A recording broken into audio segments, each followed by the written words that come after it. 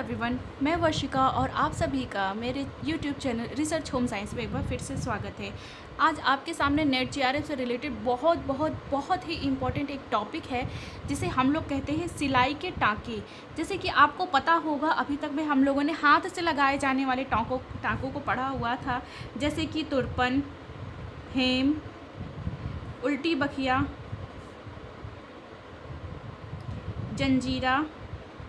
इसी तरीके से बहुत सारी स्टिचेस हैं जो आप लोग जानते होंगे। ये सारी ऐसी स्टिचेस हैं जो हाथ से लगाई जाती हैं, लेकिन आज हमें जो पढ़ना है वो सिलाई के टाँके हैं। इसका क्या मतलब है कि आज जितने तरीके के हम टाँकों को पढ़ेंगे, ये ऐसे टाँके हैं जिनको लगाने के लिए हमें सिलाई मशीन की आवश्यकता होती है। जैसे आप कोई भी रेडीमेड कपड़ा जब घुमा करके देखेंगे अंदर की तरफ से उसकी सिलाई, तो देखते होंगे अंदर की ओर कपड़ा तो कभी कभी ऐसे सीधा सिला हुआ मिलता है, कभी जो कपड़ों की किनारी होती है वो ऐसे इंटरलॉक आपको दिखाई देती होगी, है ना। इस तरीके से इंटरलॉक दिखाई देती है। तो यही सब टाँकों के अलग अलग नाम है और उनको याद रखिएगा। जो सिलाई के टाँके होते हैं मशीन से, जो सिलाई मशीन से हम लोग लगाते हैं, इन्हें हम क्लास के नाम से जानते हैं। क्लास 100, क्लास 200, क्लास 500, इन तरीके से। तो अंत तक बने रहिएगा। और इससे रिलेटेड क्वेश्चन नेट जेआरएफ में पहले भी आ चुका है और बहुत ही समझिए कि बहुत ईजी तरीके से आपको याद हो जाएगा। इसमें बहुत कोई टफ है नहीं, लेकिन यह है कि आपको शायद इसके बारे में अभी जानकारी नहीं होगी, तो उम्मीद है आप अंत तक बने रहेंगे। देखिएगा हम लोग क्या पढ़ेंगे कि टाँका क्या है। धागों की एक इकाई होती है जो कि पुनरावृत्ति के रूप में फंदे के कपड़ों के मध्य से गुजारा जाता है। याद रखिएगा, पुनरावृत्ति तो होती है, हम बार बार रिपीट करते हैं। चाहे हम हाथ से टाँके लगाएं, चाहे सिलाई से टाँके लगाएं, तो हमें रिपीट तो करना ही पड़ता है। और ऐसे फंदे होते हैं जो कपड़ों के मध्य से गुजारे जाते हैं, और जब तक हम कपड़ों के मध्य से कोई भी फंदा नहीं गुजारेंगे तो दो कपड़ा हमारा आपस में जुड़ेगा भी नहीं। यह मुख्यतः सिलाई मशीन के टाँके का वर्णन है, ठीक है, ध्यान दीजिएगा। आगे देखिए, ये जो हम लोग क्लासिफिकेशन अब पढ़ने जा रहे हैं, वर्गीकरण पढ़ने जा रहे हैं, ये ASTM के द्वारा बताई गई है। ASTM का फुल फॉर्म है American society for testing and materials.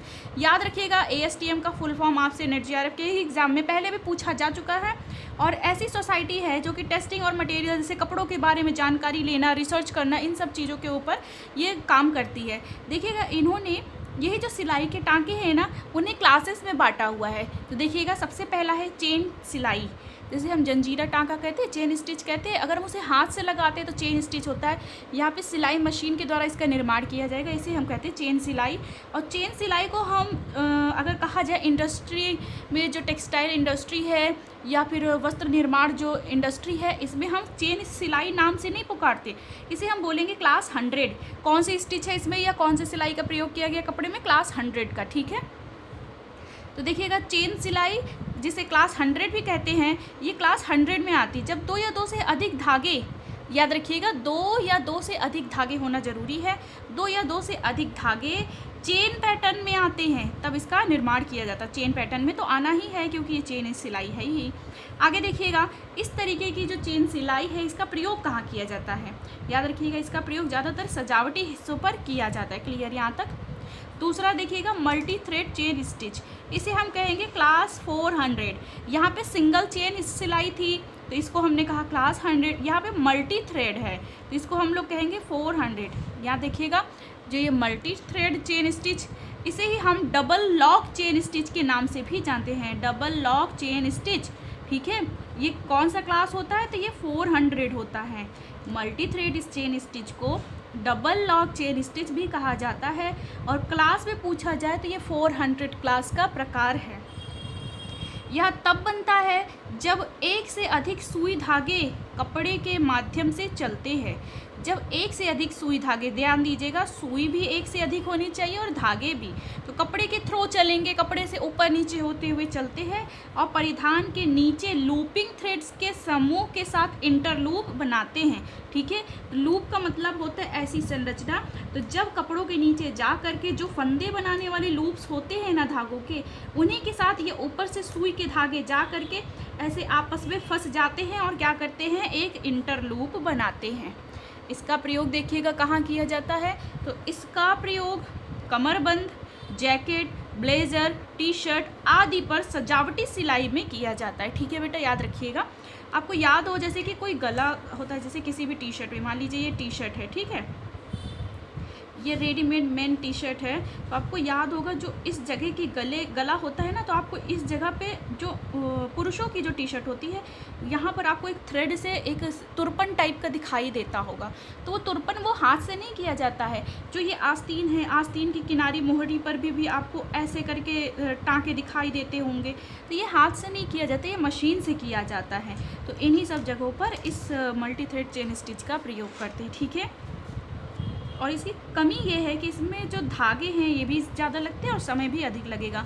देखिए यहाँ पर जब एक से अधिक सुई धागों का प्रयोग होगा तो इस जाहिर सी बात है कि धागा भी अधिक लगेगा और फिर समय भी अधिक लगेगा, ठीक है बेटा। यहाँ तक अब देखिएगा, अभी तक में हम लोगों ने 100 और 400 क्लास पढ़ लिया है। अब बारी है लॉक स्टिच की। लॉक स्टिच को हम लोग क्लास 300 कहते हैं, ठीक है। क्लास 300 कौन सा होता है? लॉक स्टिच होता है। और इसकी खासियत देखिएगा, इसे एकल सुई सिलाई के रूप में भी जाना जाता है। एकल सुई सिलाई मतलब एक सिलाई इसमें सुई यूज़ होगी। क्लास 300 लॉक स्टिच तब किया जाता है जब 2 धागे साधारण अंतराल पर लॉक हो जाते हैं, ठीक है। कोई जो 2 धागे हैं साधारण अंतराल पे लॉक हो गए हैं, तब हम क्या करते हैं? इस टाँके का सिलाई का प्रयोग करते हैं। सिलाई के लिए ये सबसे सस्ती और आसान विधि भी है।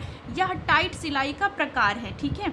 ये टाइट है, जब इसके द्वारा हमको इस तरीके की सिलाई से लॉक स्टिच, लॉक का मतलब तो ताला होता ही है, तो ताला मजबूत हो ना तो फिर किस काम का वो लॉक होता है। तो याद रखिएगा कि यह टाइट सिलाई का प्रकार है, इसीलिए नीटेड तथा लोचदार कपड़ों के लिए उपयुक्त नहीं है।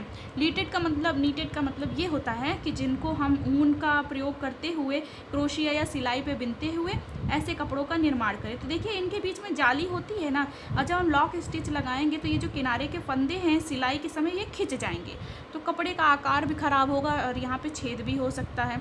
बाकी लोचदार कपड़े का ये मतलब है जैसे कि कोई रबड़ से बना हुआ, स्पेंडेक्स कपड़ा बना हुआ, स्पोर्ट का कपड़ा बना हुआ है, तो वो जानते होंगे आप, लोचदार होता है, फ्लेक्सिबल होता है, खिंचने वाला, तनने वाला होता है। तो वहाँ पर भी इस तरीके की लॉक स्टिच का प्रयोग नहीं किया जाता, ठीक है। आगे देखिएगा, 4th नंबर पर है ओवरलॉक सिलाई। अब क्या आ गया? ओवरलॉक सिलाई। और ओवरलॉक सिलाई को हम लोग कहते हैं क्लास 500। इस सिलाई को overedge, overlock, serge, overcast या मेरो नाम से भी जाना जाता है। देखिएगा ये बहुत ही इम्पॉर्टेंट आपके लिए ये वाला ओवरलॉक सिलाई है। इसको किन किन नामों से जाना जाएगा? Overedge, overlock, serge, overcast या मेरो नाम से भी जाना जाता है। ये सारे किसके हैं? ये सब सिलाई के टाँके हैं और ये सब इसके सिनोनिम्स ही हैं, पर्यायवाची हैं। ध्यान दीजिएगा, कटे हुए कपड़े की किनारे पर सिलाई बनाने के लिए इसका प्रयोग किया जाता है। जैसे हमने कोई कपड़ा काटा है, उसकी किनारी को हमें मोड़ना है, तो हम सिलाई मशीन के द्वारा जब मोड़ने का काम करेंगे तो इस टाँके का प्रयोग करते, ठीक। यह लचीली होती है। स्पोर्ट्स वेयर, देखिए ये लचीली होती है, लेकिन ये वाली सिलाई टाइट होती है, इसीलिए हम इसका लोचदार कपड़ों पर प्रयोग नहीं कर रहे थे। लेकिन ये लचीली है, फ्लेक्सिबल है, तो इसका प्रयोग हम कहाँ करेंगे? स्पोर्ट्स वेयर में, डांस क्लॉथिंग में, स्पेंडेक्स में या स्ट्रेचेबल कपड़ों को सिलने में किया जाता है, ठीक है। तो ये चीज़ था, यहाँ पे ध्यान दीजिएगा। ये लचीली है तो हम इसको जो भी कपड़े तनने वाले हैं, फैलने वाले हैं, उन पर भी हम इनका प्रयोग कर सकते हैं। और ये सिलाई टाइट है, तो इसको आप इम्पॉर्टेंट है, इसको ज़रूर याद रखिएगा। आगे देखिए, आपसे पूछा जाएगा SPI क्या होता है, तो स्टिच पर इंच, ठीक है। स्टिच पर इंच होता है। याद रखिएगा कि SPI, उच्च SPI क्या है? अगर उच्च SPI है मतलब हमने किसी भी प्रति इंच में टाँकों को ज़्यादा लगाया हुआ है, तो किसी भी कपड़े की या मजबूती क्या होगी? उसकी अधिक घनत्व हो जाएगी, ठीक। क्या मतलब है? जैसे कि ये कोई कपड़ा है, ठीक है, ये मान लीजिए कोई कपड़ा है, अब इसकी किनारी हमें सिलनी है, तो यहाँ पर हमने ऐसे अगर दूर दूर टाँके लगाएं तो ये कम मजबूत होगा, लेकिन यही चीज़ अगर हम इतने पास पास ऐसे लगाएंगे तो ये कपड़ा ज़्यादा मजबूत होगा। तो अगर SPI अधिक होता है तो जो कपड़े का घनत्व है या सिलाई के या टाँकों का जो घनत्व होता है वो अधिक हो जाता है, जिससे कि कपड़ा अधिक मजबूत होगा। अगर SPI कम होता है तो जो टाँके की सिलाई की जो दूरी है वो कम घनत्व वाली होती है, जिससे कि कपड़ा कमज़ोर रहता है, ठीक है। याद रखिएगा, ये जो हमने क्लासिफिकेशन अभी पढ़ा हुआ है ये ASTM के अनुसार पढ़ा हुआ है, American society for testing and materials. साथ ही ऐसा ही एक स्टैंडर्ड बनाती है ISO भी, ठीक है। ISO आप जानते होंगे एक अंतर्राष्ट्रीय संगठन है, तो ये भी इस तरीके के मानकों का निर्धारण करती है और यह यह भी एक ऐसी वर्गीकरण प्रणाली को बताती है, लेकिन हमारे लिए इम्पॉर्टेंट है क्या, ASTM, ठीक है, American society for testing material. उसी के आधार पे हमने ये एक क्लासिफिकेशन पढ़ा हुआ है। तो उम्मीद है आप लोगों को ये चैप्टर अच्छा लगा होगा, और याद रखिएगा कि जो ये चैप्टर है काफ़ी इम्पॉर्टेंट भी है, और आने वाले जो अभी हाल ही में आपका नेट JRF का एग्ज़ाम आने ही वाला है, तो आप इसके लिए भी रेडी रहिएगा, प्रिपेयर रहिएगा, तैयारी अच्छे से कर लीजिएगा। आज के लिए इतना ही। बाकी आप कोई टॉपिक के लिए इंटरेस्टेड हो तो आप कमेंट में ज़रूर बता दीजिएगा। सब्सक्राइब करके ही जाइएगा चैनल से। धन्यवाद, अपना ख्याल रखिएगा।